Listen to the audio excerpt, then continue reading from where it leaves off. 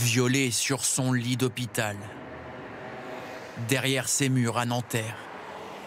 En juillet dernier, une septuagénaire se remet d'une chute quand elle est agressée par un SDF.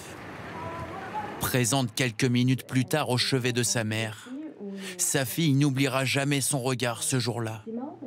Elle avait l'air plus petite que jamais, fatiguée et dévastée.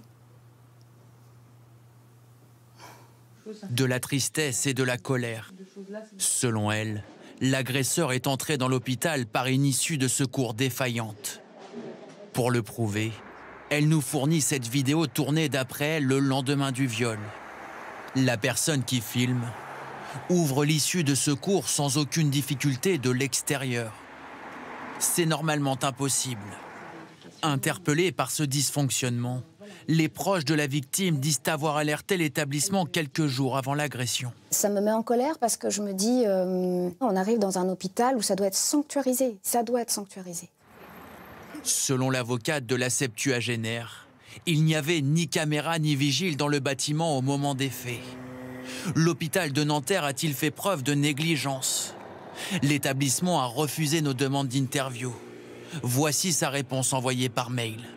Nous réservons nos réponses à la justice sur les circonstances des faits et les mesures en vigueur au sein de l'établissement. L'agresseur a été arrêté, placé en détention provisoire dans l'attente de son jugement. La famille, elle, veut alerter sur le manque de sécurité dans les hôpitaux. C'est aussi l'objectif de l'auteur de cette vidéo, tournée dans l'hôpital où il travaille. Comme à Nanterre, il parvient sans mal à ouvrir de l'extérieur cette issue de secours grillagée. En haut de l'escalier, il n'a cette fois rien à faire pour franchir cette porte, bloquée avec une chaise. Cet accès est pourtant extrêmement sensible. Nous sommes ici, selon lui, à l'étage des soins intensifs. Cette vidéo, nous l'avons montrée à cet infirmier expérimenté. Les hôpitaux sont des vrais passoires. Ouais. En 35 ans de carrière, il dit avoir observé ces défaillances dans de nombreux hôpitaux. Mais elles ne concernent pas seulement les infrastructures. Il met aussi en cause les négligences du personnel. Il y a des portes qui sont mal fermées, qui sont bloquées avec des cales, parce que c'est plus pratique, parce que c'est un petit raccourci pour aller chercher les résultats au labo, parce qu'il y a le livreur le soir qui vient amener de la nourriture aux équipes et que ça évite aux équipes d'aller descendre, lui ouvrir. C'est de la facilité. En faisant ça, ils ne se rendent pas compte du danger que ça représente. Il y a selon lui urgence à sécuriser les hôpitaux. Depuis 6 ans pourtant, des aides sont allouées chaque année aux établissements de santé. Fréquemment confronté à des intrusions et des agressions, l'hôpital d'Arles a récemment reçu une enveloppe de 200 000 €.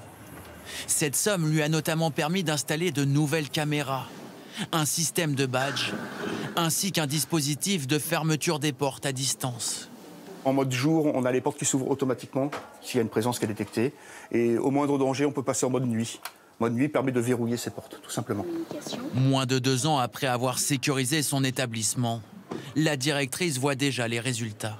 On avait en moyenne plus d'une agression par mois au sein du service des urgences en 2021. En 2022, on n'a plus que 7 agressions par an, c'est-à-dire qu'on a divisé par 2 le nombre d'agressions.